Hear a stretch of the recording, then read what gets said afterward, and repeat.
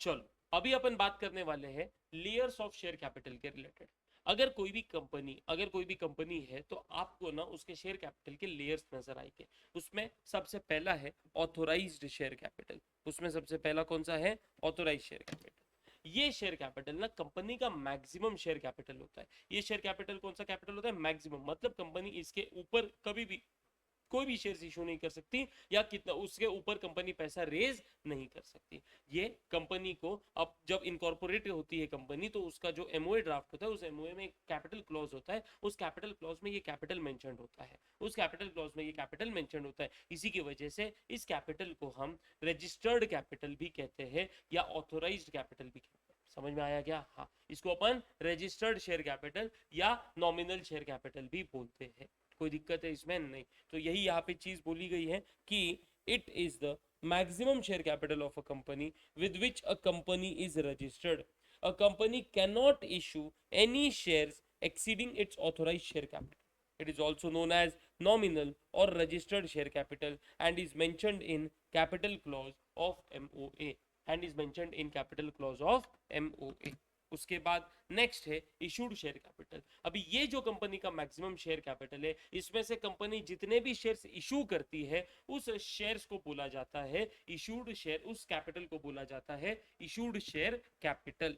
Okay, तो it refers to the number of shares offered by a company till date for subscription. Company public को जो भी shares issue करती है subscription के लिए उसको अपन इशूड शेयर बोलते हैं और उस कैपिटल को अपन बोलते हैं इशूड शेयर कैपिटल। ये कभी भी ऑथोराइज कैपिटल को एक्सीड नहीं कर सकता। ये कभी भी ऑथोराइज कैपिटल को एक्सीड नहीं कर सकता। उसके बाद नेक्स्ट है हमारा सब्सक्राइब्ड शेयर कैपिटल। अभी पब्लिक को एक बार ऑफर करने के बाद पब्लिक जब भी शेयर्स को सब्सक्राइब करेगी तो उस कैपिटल को, उस ऑफर्ड शेयर्स को जब कंपनी पब्लिक जो है वो सब्सक्राइब करेगी उसको अपन बोलते हैं सब्सक्राइब्ड शेयर कैपिटल। उसको अपन क्या बोलते हैं? Subscribe share capital. ये कभी भी ऑफर्ड मतलब इशूड शेयर कैपिटल से ज्यादा नहीं हो सकता। तो it refers to the number of shares subscribed by investors और public out of issued shares, out of issued shares. अभी कंपनी ना सारा पैसा एक साथ नहीं मंगाती, कंपनी पैसा इंस्टॉलमेंट्स में मंगा सकती है। तो कंपनी ने जितना भी पैसा मंगाया है उसको अपन बोलते हैं कॉल्ड अप शेयर कैपिटल। तो कंपनी जब भी पब्लिक शेयर सब्सक्राइब करेगी कंपनी के, उन सब्सक्राइब शेयर्स पे कंपनी जितना भी पैसा मंगा रही है, कॉल कर रही है, उसको अपन कंपनी क्या बोलती है? Called up share capital. The issue price of shares subscribed is called up by the company for payment. The amount that has been called up till date is known as what? Called up share capital। अभी तक जितना भी पैसा call किया उसको अपन क्या बोलेंगे? Called up share capital. उसके बाद नेक्स्ट है paid up share capital. Paid up share capital मतलब क्या? तो जो पैसा कॉल किया है, जो पैसा क्या किया है? कॉल किया है, उस कॉल्ड अप में से अभी पब्लिक एक एक करके पेमेंट करते चलेगी और जैसे ही कंपनी के पास वो पैसा आएगा, कॉल के अगेंस्ट जो भी पैसा रिसीव हुआ है उसको अपन बोलते हैं पेड अप शेयर कैपिटल। उसको अपन क्या बोलते हैं? Paid up share capital. तो amount called up on subscribed shares is to be paid by the shareholders. The amount paid by the shareholders till date is known as what? Paid up share capital. और ये जो capital है ये paid up share capital balance sheet में, company के balance sheet में जो दिखता है ना अपने को, उसको अपन बोलते हैं पेड अप शेयर कैपिटल। उसको अपन क्या बोलते हैं? Paid up share capital. And last अपन बात करेंगे अभी किसके ऊपर?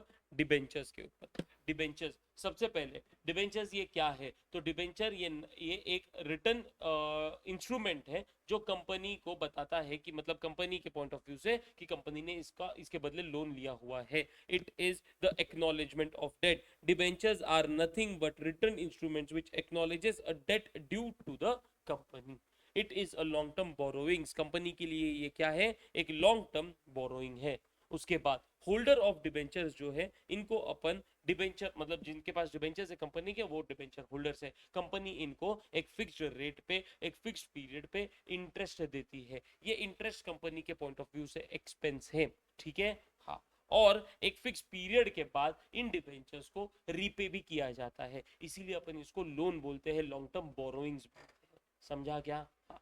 तो बोला गया debenture holders are creditors for a company and not owners. जैसे शेयर होल्डर्स होते हैं हम इनको कंपनी के ओनर्स बोलते हैं, वैसे डिबेंचर होल्डर्स कंपनी के ओनर नहीं होते। हम इनको प्रॉफिट में हिस्सा नहीं दे रहे, हमने इनसे जो भी पैसा उठाया है इसके बदले हम इनको क्या दे रहे हैं? इंटरेस्ट दे रहे हैं। और इंटरेस्ट कभी ओनर को नहीं दिया जाता, इसके लिए इनको ओनर्स नहीं क्रेडिटर्स या लेंडर्स बोला गया कंपनी का। क्लियर है बात? पक्का? कोई भी दिक्कत? चलो, थैंक यू।